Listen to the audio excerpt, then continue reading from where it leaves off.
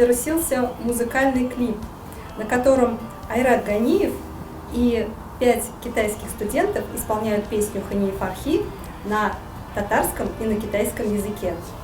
Ребята настолько мелодично и настолько музыкально спели слова этой татарской песни, что даже получили вопросы, а не искусственный интеллект ли озвучил этот клип.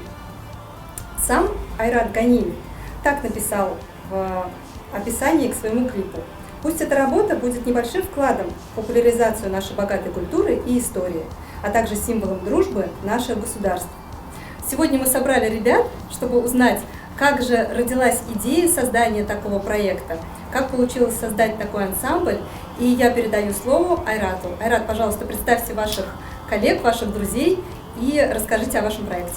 Здравствуйте, всем доброго времени, нашим зрителям, тем, кто нас смотрит. В первую очередь, конечно, хочется сказать всем огромное спасибо за ваши лайки, комментарии, просмотры. Мы это все видим, это для нас действительно ценно. И получить вот такой теплый отклик, это, наверное, даже мы не ожидали, что столько отзывов и таких теплых комментариев мы будем получать. Хөрмәтле дуслар, сезгә зур рәхмәт белдерәбез сезнең лайкларыгыз, комментарийгыз өчен. Барысын да без күрәбез һәм сезгә бездән зур рәхмәт. И, конечно же, не могу не представить наших самых главных героев этого ролика. Это Ши Юнхун, это Ян Гуан, это Сун Чинхао, это Чэнь Цзэкунь и это Мо Хао Вэнь. Они студенты Казанской консерватории, факультета вокала, и которые обучаются в моем классе. Вот, собственно, 3 года они являются моими учениками, и вот на протяжении этих 3 лет мы с ними занимаемся, работаем, поем. Почему выбор пал именно на эту композицию? Вы знаете, это не первая наша работа, у нас уже есть.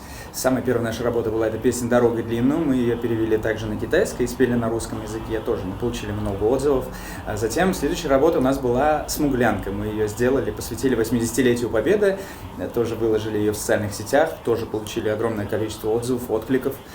Вот. И, конечно же, так как мы живем в Татарстане, я сам татарин, сам люблю татарские песни, сам их исполняю, я просто был обязан с ребятами выучить татарскую песню. Да и много, в принципе, было таких пожеланий, так скажем, да, прошлых работ, чтобы мы уже что-то спели на татарском языке. И выбор пал на самом деле достаточно спонтанно. Я со своим другом сидел, и мы просто говорили об этой песне, о истории этой песни.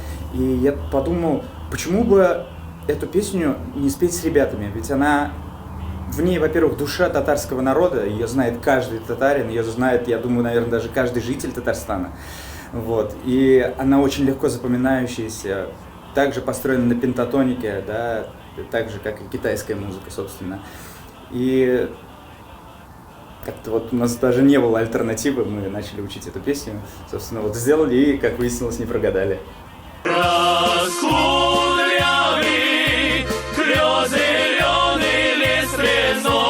Я влюбленный и смущенный предовой. Вот вы сейчас сказали, что китайская и татарская музыка чем-то похожи. Упомянули пентатонику. Можете подробнее рассказать об этом, описать сходство и привести примеры? Да, это действительно так. Татарская и китайская музыка очень похожи. Убеждаюсь это и работая в консерватории, когда ребята приносят романсы и произведения на китайском языке, и если просто вот слушать музыку, слушать аккомпанемент, слушать вот эту мелодику, да, то она просто моментами идентична татарской, да, кажется, что это просто татарскую песню перевели на китайский. Действительно, она очень похожа за счет пентатоники, да, вот этого пятиступенного ряда, который используется и в нашей национальной музыке, и в национальной музыке Китая. Вот. Это о чем-то говорит, все-таки какие-то общие корни, общие все-таки веяния вот этого Востока, да, на наши народы. оставила след, вот, в том числе в музыке. Не верят люди, что так грамотно, что так чисто можно говорить на татарском языке. Я даже видела комментарии от татар, что я сам татарин, я так чисто на татарском не говорю, как ребята спели. Вот. Действительно можно научить такому произношению, и даже не произношению, а словам целой песни. Да, ну действительно комментариев было очень много, более 3000 комментариев мы получили на разных площадках. Это еще не берем в счет те платформы, которые делали репосты и так далее, чисто вот на тех платформах, на которых публиковал я. И очень много восторженных отзывов, очень много скептических отзывов в плане того, что не может быть такого, это все сгенерировано нейросетью. Да, правильно вы сказали, многие пишут, что многие татары не могут с таким произношением исполнить эту песню. Но я здесь хочу вас заверить, что эта песня была написана, записана без использования технологий искусственного интеллекта. То есть, ну, я думаю, самым правильным доказательством будет этот вот буквально кусочек песни для вас спеть прямо сейчас, вот без музыки, без, так сказать, предварительной подготовки. Да, вот ребята даже так смотрят на меня, еще даже не знают, что сейчас будет, а сейчас мы споем. Давайте, ребят, сейчас споем «Кой там аля аль-Дермешка» вместе для наших телезрителей. Готовы? А вы, конечно, можете нам подпевать. И Koydam erdirmişke, koydam ele, şişmege düşemele, şişmege düşemele. Xoman sine siyem diye, siyem xoman sine diye, serim ne şişemele, serim ne şişemele. вот как-то так. Спасибо большое. А сколько потребовалось времени на то, чтобы ее разучить?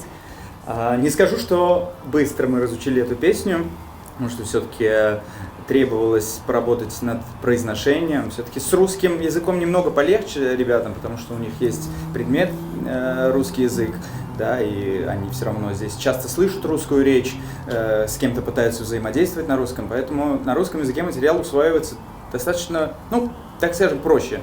На татарском языке сложнее, потому что это для ребят абсолютно новый язык, который они многие ранее не слышали, не знали даже, да, вот. И было непросто, но при правильном подходе мы вот смогли такого результата добиться. Изначально, так как они все музыканты, я сразу подошел с той стороны, что просил ребят запомнить звучание как вот мелодию, да, как песню, потому что у всех у них есть музыкальный слух, и я просто проговаривал эти строчки сначала как стихотворение, и мы учили просто декламируя. Как только они уже научились просто проговаривать эти слова, мы уже начали ее накладывать на мелодию. Вот, собственно, около 2,5 месяцев, наверное, у нас ушло на то, чтобы разучить эту песню, то, чтобы записать и записать клип. 2,5-3 месяца. А слова песни понятны, ребята? Да, я, конечно же, рассказал, о чем эта песня, что это не Казань, да, как могло бы им показаться, потому что мы ходили все-таки по пейзажам Казани, да, по историческим местам Казани. Эту песню о деревне Аль-Дермеш они знают. Я рассказал о том, что эту песню исполняла наша легендарная певица Хания Фархи.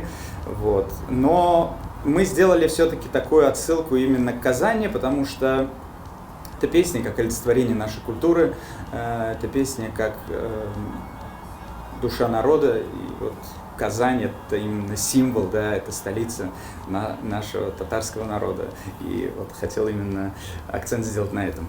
Аль-Дермеш еще вас на гастроли не приглашали? Скоро мы туда поедем, буквально на следующей неделе нас уже пригласили в Аль-Дермеш снять еще одну версию этого клипа, но уже с пейзажами Аль-Дермеша. Подскажите, пожалуйста, можно ли через диалог культур, как вы считаете, в частности на уровне музыки, изучить особенности другой страны и наладить контакт между людьми? Абсолютно точно, можно, конечно же, и я тому пример. Человек, который ранее никогда не сталкивался вообще с китайской культурой и никогда не взаимодействовал, да, с ребятами из Китая, конечно же, возможно, в процессе обучения, в процессе наших бесед, диалогов мы находили какие-то общие черты, да, будь то музыка, да, что мы нашли, что музыка татарская, китайская, они похожи. И даже когда мы снимали клипы, у нас была сцена съемок в кафе, где мы пробовали национальные татарские блюда. Чпочмах, треугольник, да, чак-чак. И ребята сразу же сказали, что чак-чак у них тоже есть в Китае, только он называется шацима, да? Вот, они сказали то, что здорово, что вот у нас какие-то такие есть общие черты, общие, так скажем, пересечения. И всегда интересно узнать, как устроена жизнь у них в Китае, какие у них культура, какая традиция, и, конечно же, им тоже интересно смотреть на нашу культуру. Ну, после такого успеха вас, наверное, завалили приглашениями выступить? Ну, да, так скажем, предложение есть, это здорово. Буквально вот скоро состоится юбилей Высокогорского района, и они, увидев наш клип, связались с нами и предложили, сказали, что Высокогорский район, можно сказать, что входит деревня Альдермыш как раз таки, и они просто сказали, что были бы очень рады видеть нас на своем концерте. Собственно, мы, конечно же, согласились, и вот 90-летие Высокогорского района мы отметим все вместе, и ребята тоже будут. То есть вы анонсируете это? Да, я не знаю, когда выйдет интервью, но, может быть, оно уже выйдет после, но сам факт. Есть ли уже у вас какой-то опыт выступления на мероприятиях? Да, опыт выступлений на мероприятиях есть, и я вообще изначально выбрал такую тактику в обучении своих студентов, что учеба учебой в классе – это одно, но для артиста все-таки важна именно сценическая практика, и поэтому я старался максимально привлекать своих ребят к опыту живых выступлений. И, собственно, на данный момент времени у ребят уже достаточно богатое портфолио выступлений на всеразличных мероприятиях. Это и международные мероприятия, форум Россия-Китай, БРИКС. Это также и мероприятия с участием высших должностных лиц, приемы Раисы Республики Татарстан, когда приезжают делегации, официальные делегации из Китая, ребята тоже участвовали. Вот. Это для них огромный опыт. Да, может быть, это волнительно, но только через такие, так скажем, выступления нарабатывается именно вот эта артистическая закалка. Я думаю, за время, которое они здесь учились, это было для них очень-очень полезно. Вот. Поэтому ребята выступали на Ростках, БРИКС, на всеразличных концертах. Я думаю, это прекрасно. И впереди вот у них еще осталось, наверное, полгода обучения в Татарстане. Я думаю, мы еще сделаем немало классных выступлений. Даже жаль отпускать таких артистов из Татарстана. От меня личный вопрос. Как вы общаетесь на занятиях с ребятами? Это вообще часто задаваемый вопрос, я бы сказал. На самом деле язык музыки, он очень универсален. И когда речь идет конкретно о пении, о музыке, то можно жестами, голосовыми интонациями показать, что ты делаешь что-то неправильно, показать, как ты это должен сделать. И если это ты еще сопровождаешь какими-то такими общими словами, которые, в принципе, они могут понимать, потому что они все-таки изучают русский язык, то проблем с этим вообще не возникает. То есть я с ними разговариваю, какие-то, да, использую английские там слова, но в целом я общаюсь с ними на русском языке, они прекрасно понимают, не было каких-то таких, так скажем, моментов, когда мы друг друга не можем понять и не можем объясниться, потому что все равно в конечном счете есть еще и переводчик, да, это онлайн-переводчик, и какие-то, если сложные есть моменты, мы переводим через переводчик. А так, в целом, мы всегда общаемся на русском, они стараются мне отвечать на русском, для них ведь это тоже практика. Поэтому язык музыки, он универсален, вы везде сможете объясниться. Здравствуйте, 我的名字叫莫浩文，来自中国内蒙古包头市。对于这个问题，我想说的是，就是我认为这所有的演出对我来说毫无疑问是非常有帮助的。